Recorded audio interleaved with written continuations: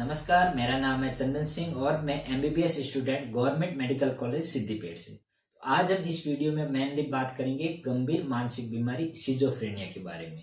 तो उसमें हम स्टार्टिंग करेंगे लक्षण। तो ये पाया गया है कि जो सिजोफ्रेनिया की जांच या उसकी कंफर्म करने के लिए दो मेन इंपॉर्टेंट सिम्टम होते हैं। एक होता है हेलुसिनेशन और एक होता है डेल्यूशन। तो देखते हैं कि हेलुसिनेशन और डेल्यूशन क्या होता है। तो डेल्यूशन क्या होता है कि कुछ विचार होते हैं जिसके पीछे कोई तर्क नहीं होता, यानी कोई मरीज होगा वो कुछ विचार करेगा और उसके पीछे कोई लॉजिक नहीं होगा। तो एक होता है डेल्यूशन ऑफ परसिक्यूशन। तो इसमें मरीज को ऐसे लगता है कि कोई उसके खिलाफ साजिश रच रहा हो या कोई उसको नुकसान पहुंचा रहा हो, जैसे कि उसको ऐसे लगता है कि परिवार उसके खिलाफ हो गया हो, या फिर उसको ऐसे लगता है कि उसका जो पड़ोसी है उसके खिलाफ साजिश रच रहा हो, या फिर ऐसे लगता है पुलिस उसके पीछे पड़ी हो या गवर्नमेंट पीछे पड़ी, यानी उसको ऐसे लगता है कि कोई न कोई उसको नुकसान पहुंचा रहा है। और दूसरा होता है डेल्यूशन ऑफ रेफरेंस। तो इसमें क्या होता है कि व्यक्ति को लगता है कि कुछ ऐसी चीज़ें हैं जो उससे जुड़ी है, रियलिटी में उससे जुड़ी हुई नहीं है। जैसे कि उस कोई व्यक्ति है, दो आपस में बात कर रहे हैं, बट उस मरीज को क्या लगेगा कि उसके बारे में बात कर रहे हैं, यानी उससे रिलेटेड नहीं है, बट उसको लग रहा है कि मेरे से, यानी उससे जुड़ी हुई लग रही है। या फिर व्यक्ति बैठा और दूर कोई बैठा व्यक्ति हंस रहा है और मरीज को क्या लगेगा कि वो उसके बारे में हंस रहा है। अब रियलिटी में वो अपने किसी बात पे हंस रहा होगा, बट मरीज को क्या लग रहा है कि मैं उसके ऊपर हंस रहा हूँ। तो ये मेनली सिम्टम है, ये होता है डेल्यूशन ऑफ रेफरेंस। ये और भी जो डेल्यूशन होते हैं, जैसे कि जो पार्टनर होते हैं, तो पार्टनर एक दूसरे पे शक करने लग जाते हैं। जैसे पत्नी को शक होता है अपने पति पे कि अभी पति के किसी जगह अफेयर हो गए, या फिर पति को जैसे शक होने लग जाता है कि पत्नी की कहीं अफेयर है। ये भी एक प्रकार का डेल्यूशन होता है। अब हम बात करेंगे नेक्स्ट हेलुसिनेशन के बारे में। तो मेनली जो देखा गया है वो ऑडिटरी हेलुसिनेशन होता है। इसमें क्या होता है कि व्यक्ति को कुछ आवाज़ें सुनाई देती है जो कि रियलिटी या वास्तविकता में वहाँ नहीं होती। जैसे कि व्यक्ति कहता है कि मेरे को पूर्वजों की आवाज़ें सुनाई दे रही है, या फिर मरीज कहता है कि उसको कुछ अनजान आवाज़ें सुनाई दे रही है, या फिर आप जिस कमरे में बैठे हो पास में वो मरीज बैठा तो वो कुछ बोल रहा है और बोलेगा कि मेरे को कुछ आवाज़ें सुनाई दे रहे हैं। रियलिटी में आप पास में बैठे आपको नहीं सुनाई दे रही है, मतलब आपको नहीं दे रही, बट पेशेंट है वो सिजोफ्रेनिया है उसको सुनाई दे रही है। मतलब वास्तव में वो आवाज़ें नहीं होती है, लेकिन उस मरीज को सुनाई देती है। या फिर आप कभी नोटिस करोगे तो वो अकेले में बैठे बैठे बातें करने लगते हैं। क्यों क्यों कोई उसको आवाज़ लगा रहा है और वो उससे बातें कर रहा है। ये भी एक प्रकार का हेलुसिनेशन होता है। कुछ और भी सिम्टम होते हैं जिनको हम बोलते हैं नेगेटिव सिम्टम।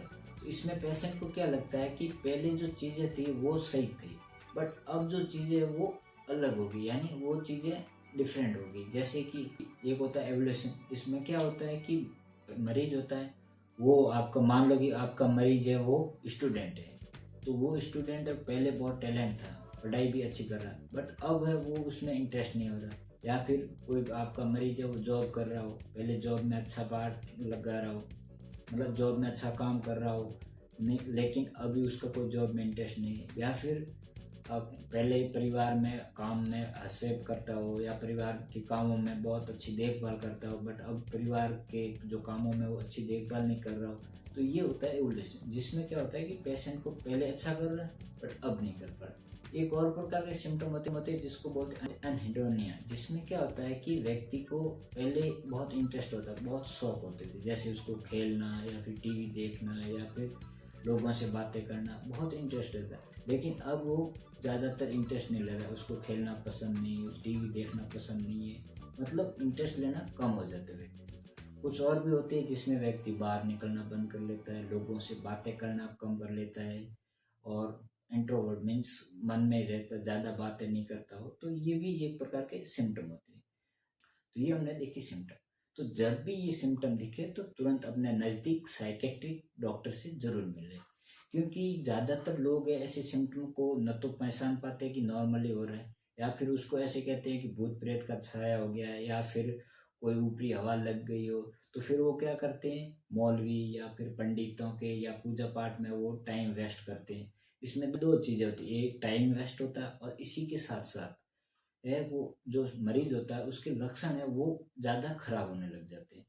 तो इसलिए आपको जब भी ऐसे सिम्टम किसी आपके रिलेटिव में या किसी को दिखे तो तुरंत है अपने नज़दीक साइकेट्रिक डॉक्टर से ज़रूर मिले। और उसका इलाज करवाएं। सिजोफ्रेनिया देखा गया है कि 1% लोगों में होने के चांसेस होते हैं, और ये चांस है वो डिपेंड करता है उसके आनुवंशिकता पे और वातावरण कारकों पे। जैसे कि मान लो कि एक बच्चा है और उसके पेरेंट्स दोनों को सिजोफ्रेनिया हो रखा है, तो उसमें होने के परसेंट 40% है। अब कंफर्म नहीं है कि हो सकता है, बट 40% होने के चांसेस है। अब दूसरे 60% किस पे डिपेंड करेंगे? वातावरण कारक पे। जैसे कि वो बच्चा है, धीरे धीरे बड़ा होगा, जब स्टार्टिंग में उसके लक्षण क्या होंगे? ज़्यादा बातचीत नहीं करना, ज़्यादा लोगों में इंटरेस्ट नहीं रखना, तो ऐसे सिम्टम होंगे। बट 60% वो डिपेंड वातावरण पे करता है। अब जैसे धीरे धीरे बड़ा होगा, 20 ईयर्स का होगा, तो उस पर डिपेंड करेगा वातावरण। वातावरण कारक का मतलब होता है कि जैसे कि जॉब टाइम पे नहीं लग रही हो, या फिर अपनी जो पढ़ाई में सक्सेसफुल नहीं हो रहा हो, या डिवोर्स हो गया हो, या फिर कोई फैमिली में रिलेटिव में किसी की डेथ हो गई, तो वो एक तरह से वातावरण फैक्टर होते हैं, यानी कारक होते हैं। अब पहले जेनेटिक है और वातावरण भी है, तो दोनों मिलके उसमें सिजोफ्रेनिया के लक्षण प्रकट कर लेते हैं। इसलिए जब भी सिजोफ्रेनिया के लक्षण दिखे, तुरंत अपने नज़दीक साइकेट्रिक डॉक्टर से जरूर मिले और टाइम पे इलाज करें। अब बात करेंगे ट्रीटमेंट के बारे में। तो सिजोफ्रेनिया मेनली देखा गया है कि अपने ब्रेन में या बॉडी में दो मेन केमिकल होते हैं, और ये केमिकल के जो असंतुलित होने की वजह से होता है। यानी सिजोफ्रेनिया के लक्षण किसकी वजह से आते हैं कि दो अपने बॉडी में केमिकल होते हैं और उसके बीच में असंतुलित हो जाना, यानी उनका लेवल बढ़ जाता है। और वो दो केमिकल होते हैं सेरोटोनिन और डोपामिन।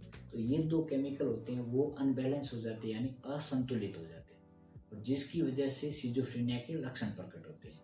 तो सिजोफ्रेनिया की ट्रीटमेंट के बारे में बात करेंगे। तो ट्रीटमेंट पहले बताया गया कि जो दो केमिकल होते हैं सेरोटोनिन और डोपामिन नाम के, ये दो केमिकल है वो अपने ब्रेन में जो असंतुलित हो जाते हैं, इनका लेवल है वो बढ़ जाता है, जिसकी वजह से सिजोफ्रेनिया होता है। अब इनका लेवल कम करने वाली ड्रग्स दी जाती है, जो कि एंटीसाइकोटिक ड्रग्स होती है, और इंजेक्शन के रूप में भी अवेलेबल है। यानी कुछ लोगों को ऐसे लगता है कि बार बार गोलियां लेनी, तो इंजेक्शन के रूप में भी ट्रीटमेंट अवेलेबल है। यदि किसी व्यक्ति को एक बार ही सिजोफ्रेनिया हुआ है, तो उसका जो ट्रीटमेंट का इलाज है वो 1 से 2 साल है। तो मेनली आपको ध्यान क्या रखना है कि सिजोफ्रेनिया का जो इलाज है उसकी अवधि है वो लंबी होती है, और इसका प्रभाव आने में कभी कभी 2 महीने में लग जाते हैं, और ये ट्रीटमेंट है वो लंबा चलता है। तो मुझे आशा है कि आज जो मैंने वीडियो में जानकारी दी वो आपको अच्छी लगी होगी, और यहाँ तक वीडियो देखने के लिए शुक्रिया, धन्यवाद।